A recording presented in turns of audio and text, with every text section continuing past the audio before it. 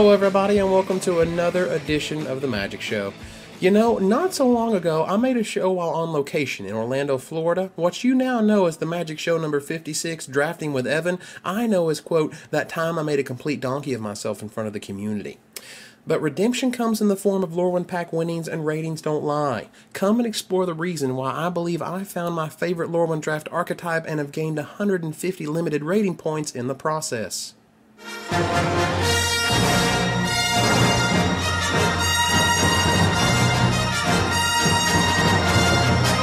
So this story begins with draft archetypes. What are draft archetypes? Well, in Time Spiral Block there were several, anywhere from blue-red suspend to green-red beatdown. But in Lorwyn, as we all know, it's all about the tribes. But it's not that simple, of course, and each archetype has its own nut draft that is nigh unbeatable. What I'm going to show you now is builds and some highlights of two separate blue-white Merfolk Kithkin drafts, both of which split the finals of an 8-4 showing the picking and, if Magic Online is cooperating, in the plane.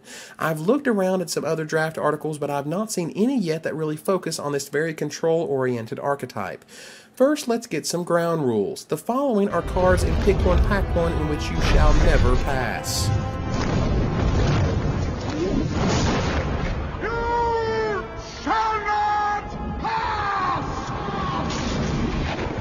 Shriekmaw, Muldrifter, Garrick Wildspeaker, Chandra Nalar, Mirror Entity, Austere Command, Profane Command, and Cryptic Command. Beyond the first two, they are in no particular order. Quite simply, all of these lead to game wins, and you can splash for them in this archetype. Now, Garrick and Chandra are a stretch, but at the very least, pick one, pack one, you shouldn't let them slip out of your clutches. If you open them in packs 2 or 3, if they're not Shriekmaw or the blue-white variety, let them go. And before we continue, I want to touch on this briefly. A large majority of players will rare draft, and will love doing so. I mean, hell, Abe Sargent, who by the way just wrote his 200th article a few months ago, wrote an article about doing just such a thing. Allow me to say this, and I'm only going to say it once. If you want to get better at drafting, you cannot rare draft. Period. Now, look, I know my quote-unquote standing in the community, and unfortunately my last drafting episode didn't help.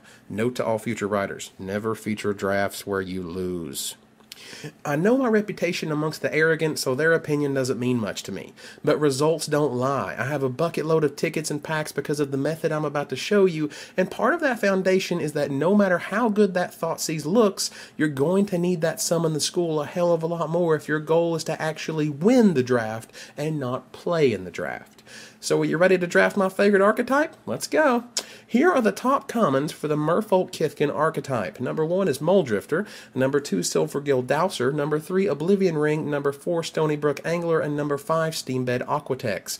I hate to list Muldrifter at first because he should basically be taking over every other card in the set anyway, but we're listing a top 5 and he does indeed sit on top.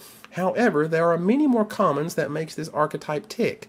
Let's take a look at an example deck list that split the finals of a recent draft. Deep Tread Marrow almost always gets a 1-of in these builds, and a Moboid Changeling is incredibly good, and everyone is just beginning to notice. You no longer can wheel him around the table, and you now have to get lucky to do so. Kinsbell Balloonist is another creature I really like, as it has evasion and can grant evasion as necessary. Why is this important? Firstly, as with any control deck, you need to control the tempo. Stony Brook Angler is your number 1 man here, with Silvergill Dowser right behind. He can slow down the game like nothing else. Another important man is Cloudgoat Ranger. I've taken this card over Silvergill Dowser several times. Yes, really, and I've never regretted it. He allows you to come back from behind, and he allows you the evasion it sometimes takes to win games. Whirlpool Whelm is another tempo controller, as well as allowing you to sneak in damage by bouncing their most expensive creature. It can also save your best creature and get you 15% off car insurance if you're really nice to it. The strategy with all of these decks is this. Establish control with tappers, life gain, creature removal, and counterspells. Then once control is established, use your flyers such as Avian Changeling and Plover Knights to take you the rest of the way. Another important yet understated asset in almost every one of these drafts is a Singleton Kithkin Greatheart. What a fantastic little dude. With so many Changelings, rarely will you need the Stalactite to power him up, and with a Moboid Changeling on the table, he gets even more absurd. Turn him into a Merfolk, give him +1/+1 and Island Walk via his Steambed Aquatex and go to town. If nothing else, he almost always trades, quote, up, which is to say this 2-mana fellow takes out 3+ mana dudes all the time. Moving on to the uncommons, here's that magical list of what to pick first. Number 1 is Marrow Reegery. Number 2 is Summon the School. Number 3 is Cloud Goat Ranger. Number 4 is Changeling Hero. And number 5 is Harpoon Sniper. I could put Shriekmaw at the top of this list, but you know better than to pass him, right?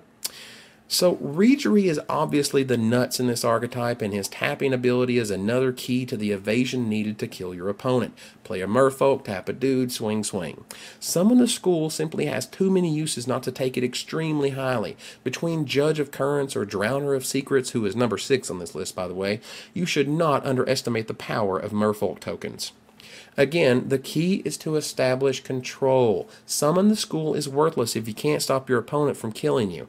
Some other key uncommons include Silvergill Adept, which will come surprisingly late because no one wants to commit to Merfolk that strongly, Crib Swap because, well, it's removal of course, and Marrow Harbinger because passing it is also telling your neighbor you're not drafting Merfolk. Call me crazy, but I'm a big believer in signals.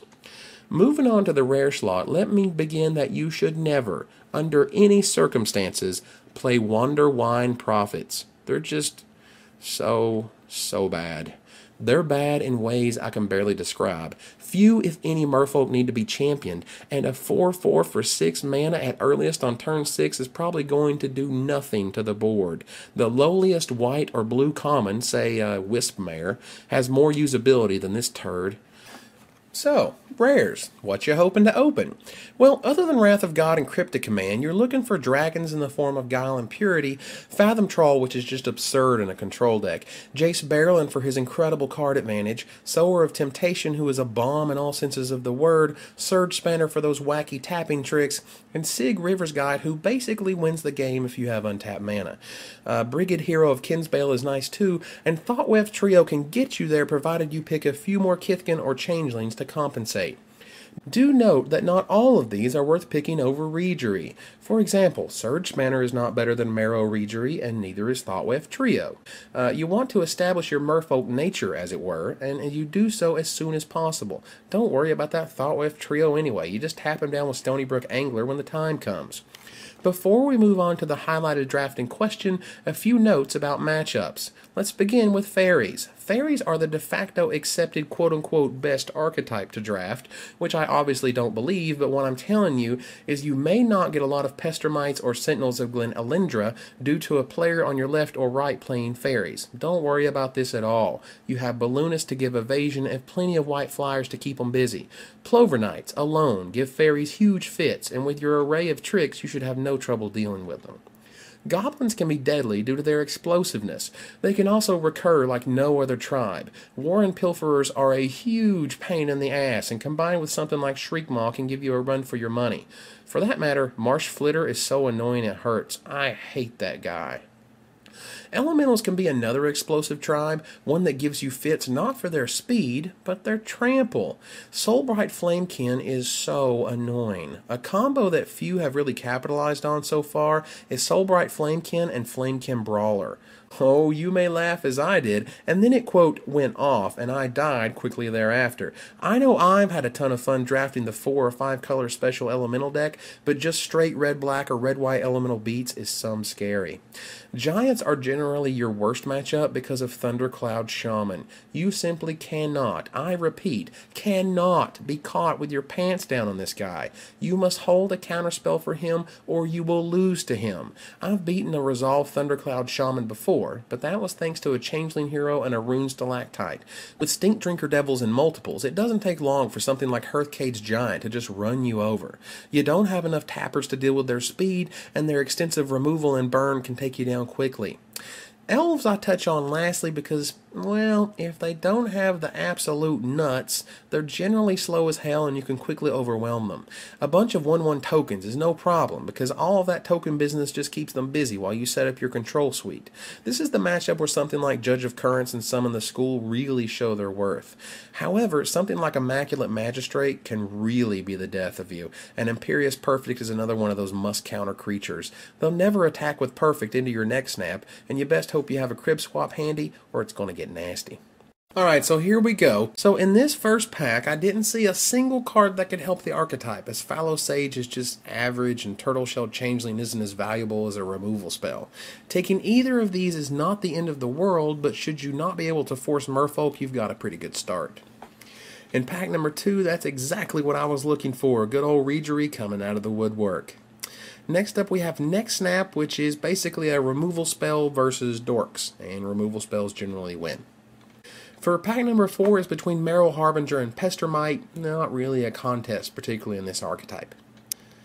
For pack number 5, this pick gives us the unfortunate decision of Gold Metal Harrier versus Merrill Harbinger, but again, I don't think it's close in terms of the signals you want to send pack 1 and how useful the Harbinger is with cards like Changeling Hero.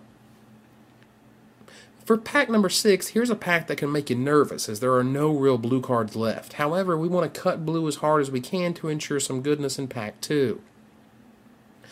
In pack number 7, I felt a lot better when I saw this pack, as it had some playable blue in it. While Shellrock Isle is nice and certainly usable, Whelm can win you games. Next, don't let 8th pick Cloud Crown Oaks fool you. You want to commit to this archetype fully. In pack 9, you see a blue card, particularly a Merfolk, you take the blue card. For pack number 10, for this pick, Ego Erasure is probably the right choice, but I'm not going to be playing either, so it doesn't matter. I'll show you the rest of the picks, and we'll move on to pack number 2.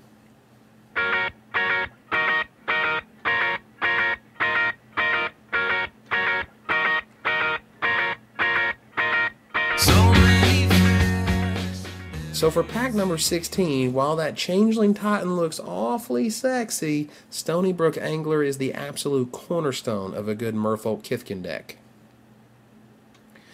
For pack number 17, oh my god, there's no blue cards! What are we going to do? Well, you take the best white one, of course. For pack 18, rarely if ever should you pass a removal spell in your colors. It's hard to argue with killing your opponent's best creature. For pack number 19, here's another Balloonist. Don't worry about picking up 3 of these, as you shouldn't be playing more than 2, but also remember if you don't take them, you may be hurting your white cards in pack number 3. So for the next pick, here's my buddy Kithkin Greatheart. Now at this point it's pretty clear that no matter how hard we cut blue in pack 1, we're getting shut out here. No worries, white is almost always criminally underdrafted in the 8-4 realm. Speaking of, look at this gift. A 6th pick Avian Changeling is something to rejoice about. The rest of these picks really are pretty horrible, so I'll just list them and we'll move on. It's the same thing again, but it could become a problem if we don't deal with it now. And we blast off in another end. I've not opened my mouth. So we open pack 3, and sweet mother, one of the best cards you could possibly open. Nothing brings a smile like the Drifter. In our next pick, a benefit of being in white is that you get their ridiculous uncommons passed to you. This is one of them. And here is that dreaded pick, Silver Gildouser versus Cloud Goat Ranger. As I've played in quite a few Lorwyn drafts now, I can say that I see this combination quite often. I still believe this is the right pick. A buddy of mine refers to Cloud Goat as a, quote, small dragon, and I believe him. In pack number 34, oh my gosh, what a gift. A 4th pick excellent rare is just fantastic. In the next pack, wow, here's another excellent pick. 2 or even 3 Angler is just what you're looking for. In pack number 36, the Adept was nice at 6th pick because, as I said earlier, most don't wish to commit that strongly to Merfolk, and the fairies can't do anything with her. Next up is Broken Ambitions. Here's another excellent and very underrated counterspell I'll happily pick up 7th and play in my final build. In pack number 38, here's Fairy Trickery. This is the other counterspell you should be packing main, as it stops most to all late game bombs. Oh, the mole drifters I've countered with this thing. Here's pack 39, and woohoo, we wheeled the Changeling. I was very happy about this one. Next up, Whelm is another solid pick this late and one of your key tempo cards. Now I'll list the rest of the picks and we'll get to my final build.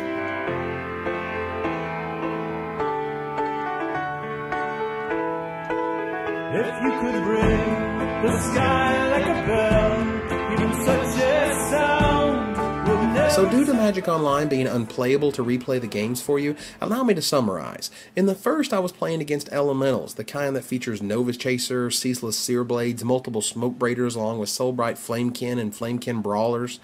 Whew! Thanks to me going first in games 1 and 3, I pulled it out. The second round, I had the most unbelievable comeback victory I've experienced in years. He was playing red-black giants and I was getting demolished. I mean, absolutely creamed. I was land-flooded at 1 life and he had just wiped every creature off the board with his freshly cast Thundercloud Shaman.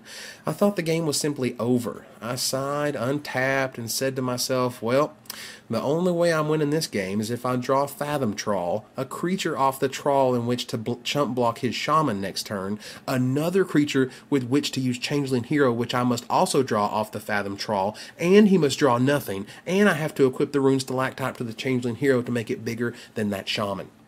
And wouldn't you know, that exact chain of events happened.